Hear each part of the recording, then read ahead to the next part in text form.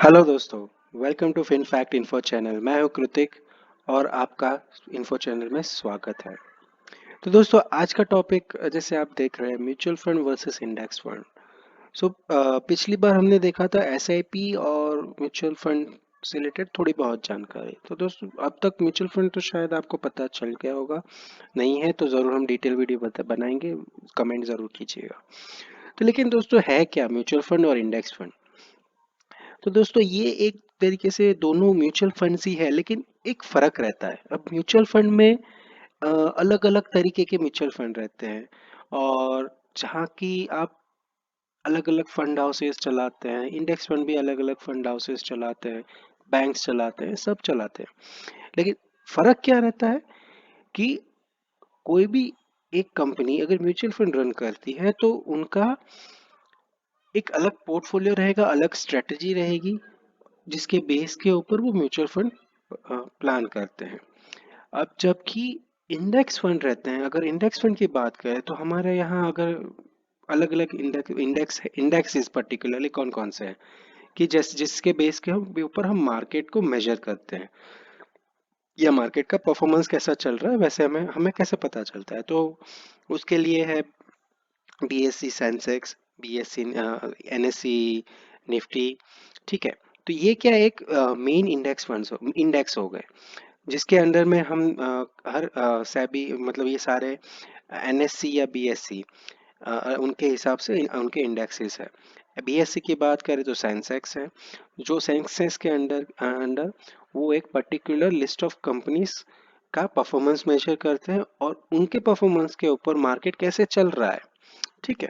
तो उसके बेस के ऊपर हमें पता चलता है कि हाँ, मार्केट अप जा रहा है या डाउन जा रहा है। वैसे ही एनएससी का भी रहता है, वो निफ्टी इंडेक्स फॉलो करता है, तो निफ्टी के अंदर निफ्टी 50 टॉप 50 कंपनीज रहती है, जो उस हिसाब से वो उसके इंडेक्सेस रहे काम करते हैं। दोस्तों, उसके अलावा भी बहुत सारे इंडेक्सेस हैं, वो कैसे काम करते हैं वो हम आगे का देखेंगे।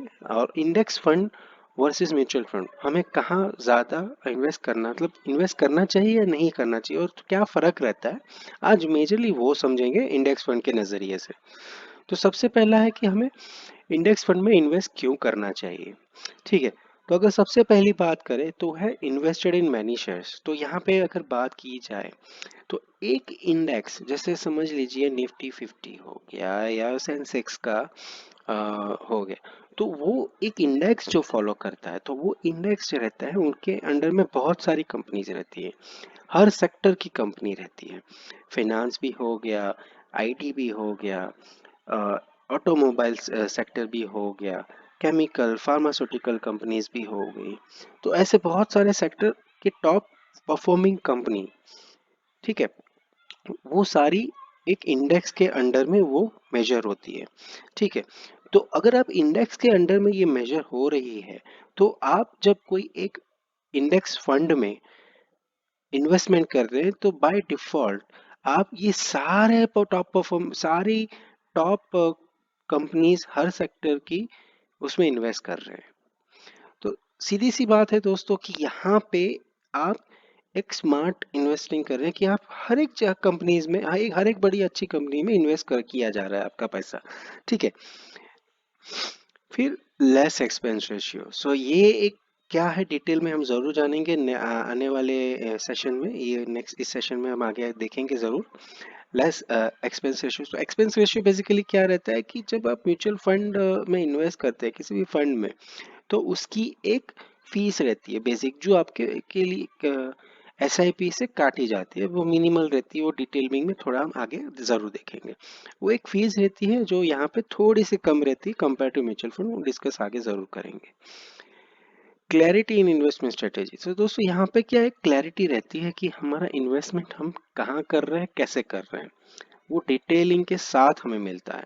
ठीक है।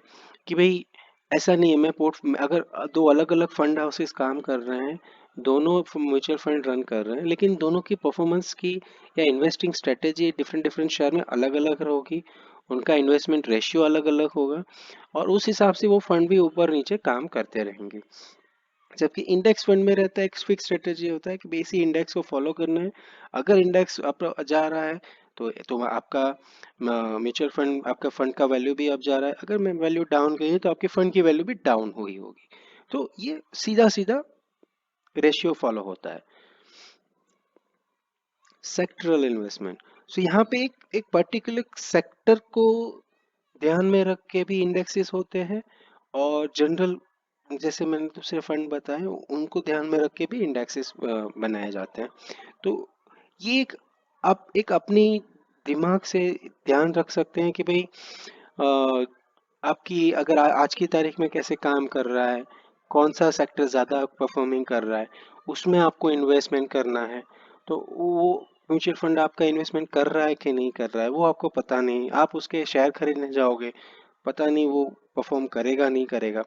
तो ये सारे स्ट्रेटेजीज आपको एक पर्टिकुलर सेक्टर से रिलेटेड होते हैं, तो आपको फायदा कराते हैं। अगर अगर वो इंडेक्स फंड में आप डालते हैं तो कैसे होगे वो आपके हम जरूर देखेंगे। और अवेलेबिलिटी, जैसे मैंने बताया था कि सिर्फ दो इंडेक्स फंड नहीं होते हैं, बहुत सारे अलग अलग इंडेक्स फंड रहते हैं। ठीक है, एग्जाम्पल के तौर पे अगर बोला, जैसे मैंने बोला था निफ्टी 50 हो गया, सेंसेक्स S&P हो गया, फिर बैंक निफ्टी होता है, very sector, very particular sector bank index रह गया, IT इंडेक्स रह गया। सो हर एक सेक्टर के हिसाब से भी इंडेक्सेस रहते हैं कि अब मैं फाइनेंस बैंक इंडेक्स रहता हूँ तो उसमें सारी बड़ी बड़ी बैंक्स रहेगी। ठीक है, तो वो बैंक का इंडेक्स कैसे काम कर रहा है, वो परफॉर्म कर रहा है कि नहीं, अगर आप इन्वेस्ट में उस पर्टिकुलर स्ट्रेटेजी के हिसाब से इन्वेस्ट कर रहे हैं तो आगे हम आगे और डिटेल में जानते हैं। चलिए, तो सबसे पहले हो गया investment in many shares. So सीधी सी बात है, जैसे मैंने बताया था, index fund have different best performing sector in companies, right. So अब यहाँ पे बहुत सारी कंपनीज, आप एक एग्जांपल के तौर पे ले लीजिए निफ्टी 50। तो निफ्टी 50 में टॉप, हर सेक्टर की टॉप 50 कंपनीज उसमें लिस्टेड है। ठीक है, उसमें वो दिखाई दे रही है। अगर आप 1000 रुपये भी आज डालते हैं तो आप सारी कंपनीज में आपका कुछ ना कुछ इन्वेस्टमेंट हो रहा है। तो इसमें क्या एक फायदा रहता है कि जरूरी नहीं है कि हर बार हर सेक्टर अच्छा परफॉर्म कर रहा हो। ठीक है, अभी यहाँ पे आप देख सकते हैं कि क्या हो रहा है कि म्यूचुअल फंड कितने तरीके के रहते हैं, कि ब्लू चिप हो गया, लार्ज कैप हो गया, मिड कैप हो गया, स्मॉल कैप हो गया, और हर एक का एक अलग अलग टाइप रहता है, और हर एक की उसकी रिस्क लेवल रहता है, और उसका परफॉर्मेंस भी ऊपर नीचे होता रहता है।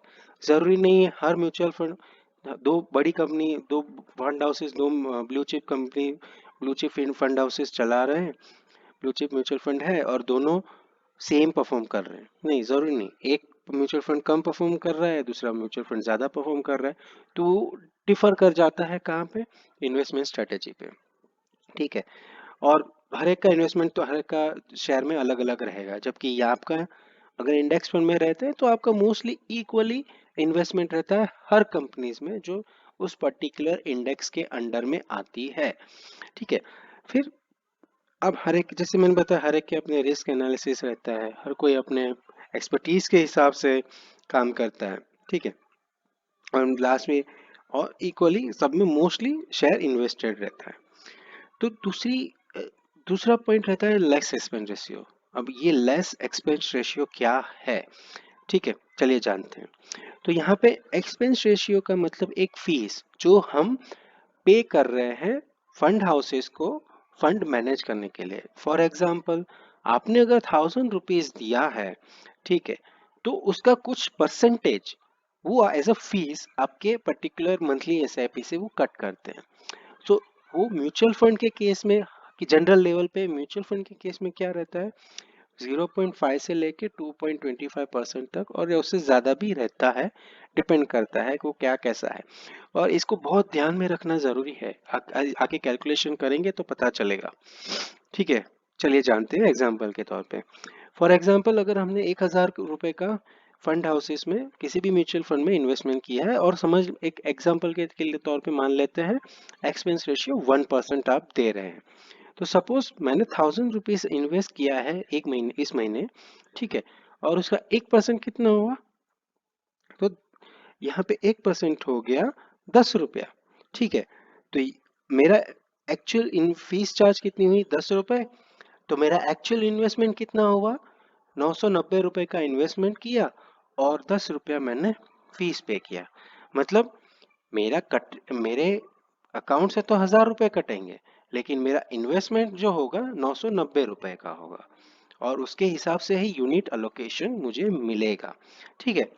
जबकि इंडेक्स फंड की बात करें तो इंडेक्स फंड में क्या रहता है, एक्सपेंस रेशियो बहुत कम रहता है, क्योंकि ये मार्केट के हिसाब से अपने आप मैनेज होता है। ठीक है। अब इसके अंदर अगर देखा जाए, को पोर्टफोलियो एक्सपर्टीज की कोई जरूरत इतना खास होता नहीं, क्योंकि ये इंडेक्स लिंक रहता है। अगर मार्केट अप जा रहा है तो आपके म्यूचुअल फंड की वैल्यू अप जा रही है, मार्केट डाउन जा रहा है तो आपकी म्यूचुअल फंड की वैल्यू डाउन जा रही है। ये सिंपल सा बेसिक मैथ है। ठीक है। जिसमें एक्सपेंस रेशियो 0.2 से लेके 0.6, कितना डिफरेंस है देखिए। ज्यादा आपको एक्सपेंस रेशियो होता नहीं है, तो आप अगर खर्चा ही कम हो रहा है आपके इन्वेस्टमेंट का, ठीक है, तो आपका इन्वेस्टमेंट भी बढ़ेगा। ठीक है। फॉर एग्जाम्पल, सेम वे आपने वापस से 1000 रुपया इन्वेस्ट कर रहे हैं, लेकिन इस बार इंडेक्स फंड में, और एक्सपेंस रेशियो आपका कितना है? 0.25, क्योंकि ज्यादा होता नहीं है इसके अंदर। तो 0.25%, 25%, मतलब कितना हो गया? 1% का भी आधा हो गया। तो सीधी सी बात है, आप 1000 रुपए पे सिर्फ 2.5 रुपए दे रहे हैं एज एन एक्सपेंस रेशियो फी। तो आपका एक्चुअल इन्वेस्टमेंट कितना हो गया? 997.5। सो यहाँ पे अगर डिफरेंस देखा जाए, आप 7.5 रुपया इसका इन्वेस्टमेंट ज्यादा कर रहे हो। ये ऐसा एग्जांपल आपको बहुत कम लग रहा होगा, लेकिन अगर आप सोचो, आपने म्यूचुअल फंड 10,000 से शुरू किया है, तो यही अमाउंट कितनी बड़ी हो जाएगी। अगर आपका एक पॉइंट पॉइंट यूनिट भी धीरे धीरे अगर बढ़ा जाए, तो 20 ईयर्स या 10 years, 5 years, 20 years, 30 years, 15 years पे कितना बड़ा अमाउंट और डिफरेंस आएगा, ये भी एक जानने वाली बात है, राइट। तो जितना कम एक्सपेंस रेशियो रहेगा, उतना ही ज्यादा अच्छा रहेगा, आपका इन्वेस्टमेंट वैल्यू ज्यादा बढ़ जाएगा। ठीक है। तीसरा पॉइंट है clarity of investment, right. All sector not performing good, जरूरी नहीं है हर सेक्टर हर जगह अच्छा काम करे। अगर सीधी सी बात अगर देखा जाए, तो आईटी सेक्टर ने लास्ट 2 ईयर में बहुत ही अच्छा काम किया था, बट कभी अभी आईटी सेक्टर थोड़ा बहुत स्ट्रगल भी कर रहा है। ठीक है। अगर पिछली कोविड की बात करें तो बहुत अच्छा काम किया था, आईटी सेक्टर बहुत अप जा रहा था बाकी सेक्टर के कंपेयर में, लेकिन अभी थोड़ा स्ट्रगल भी कर रहा है। तो जरूरी नहीं है हर बार परफॉर्म हर सेक्टर अच्छा कर रहा हो। जबकि अब अभी के कारण देखें, अभी का स्ट्रेटेजी देखें, तो FMCG sector, automobile sector, pharmaceutical sector काफी अच्छा काम कर रहे हैं। ठीक है। तो अब हर सेक्टर ऊपर नीचे हो रहा है, आपका मार्केट भी, आपका इन्वेस्टमेंट भी ऊपर नीचे उसी हिसाब से होता रहेगा। सो यहाँ पे आपको चांस मिलता है सेक्टरल इंडेक्स फंड में। ठीक है। तो हर सेक्टर का एक इंडेक्स फंड भी बना, उसको मेजर करने के लिए उसका भी एक इंडेक्स फंड रहता है, और फंड हाउसेस उसके भी इंडेक्स के फंड के हिसाब से म्यूचुअल फंड चला रहे हैं, रन करते हैं। तो आपको भी उसमें भी इन्वेस्टमेंट करना है तो उसका भी फायदा मिल सकता है। ठीक है। तो ये होता है थीम स्पेसिफिक इन्वेस्टमेंट। तो ये क्या है? अब एग्जांपल के तौर पे जैसे आप देख रहे हो, आईटी में क्लाउड कंप्यूटिंग ज़्यादा बूमिंग हो रहा है, ईवी व्हीकल्स आप देख रहे हो कि बहुत ज़्यादा आजकल बूमिंग चल रहे हैं, लोग इन्वेस्टमेंट कर रहे हैं फ्यूचरिस्टिक। ठीक है। तो ये क्या होगा, एक वेरी पर्टिकुलर सेक्टर को लेके, ऑटोमोबाइल या कंप्यूटर के एक बहुत बड़ी सेक्टर के लेके आप इन्वेस्टमेंट कुछ देख रहे हैं। तो इसमें क्या होता है, फ्यूचर ग्रोथ ज्यादा होगा। तो फ्यूचर ग्रोथ ज्यादा होगा तो आपका आप भी सोचो कि फ्यूचर में इसकी वैल्यू ज्यादा होगी, अभी इन्वेस्टमेंट का राइट एरिया, राइट पॉइंट है अभी, तो आप करो। तो अब कैसे इन्वेस्टमेंट किया जाए, और इसका इस इनोवेशन का एडवांटेज लेके आप इसके इंडेक्स फंड में भी इन्वेस्टिंग कर सकते हैं। तो अब ईवी व्हीकल हो गया तो ऑटोमोबाइल का इंडेक्स फंड भी हो गया, क्लाउड कंप्यूटिंग हो गया तो आईटी सेक्टर का भी इंडेक्स फंड हो गया। और ऑन जनरल अगर आप particular IT specific index fund में इन्वेस्टमेंट करना चाहिए, जिसको थर्मेटिक इन्वेस्टमेंट फंड इंडेक्स फंड बोलते हैं, अगर उसमें आप इन्वेस्टमेंट करते हैं तो आईटी सेक्टर से रिलेटेड सारा इन्वेस्टमेंट होगा। अगर आईटी सेक्टर बढ़ रहा है तो आपका फंड का वैल्यू भी बढ़ेगा। तो ये एक अपॉर्चुनिटी रहती है इंडेक्स फंड के हिसाब, इंडेक्स फंड में। तो ये थी दोस्तों इंडेक्स फंड से जुड़ी म्यूचुअल फंड के अगेंस्ट में कुछ महत्वपूर्ण जानकारियां। तो इंडेक्स फंड में फाइनल बॉटम लाइन अगर बोला जाए, ठीक है, तो वो होता है कम खर्चा फायदा ज्यादा, सीधा सीधा हिसाब है। क्योंकि एक्सपेंस रेशियो कम है तो आपका इन्वेस्टमेंट अमाउंट ज्यादा होगा, इन्वेस्टमेंट अमाउंट ज्यादा तो आपका in possibility of investment return is ज्यादा। ठीक है, तो ये है इंडेक्स फंड से जुड़ी कुछ महत्वपूर्ण जानकारी। और आगे भी और अच्छी जानकारी जानने के लिए बने रहिए इन्फो चैनल फिनफैक्ट इन्फो चैनल के साथ। So please like share and subscribe. Stay healthy and wealthy. Thank you.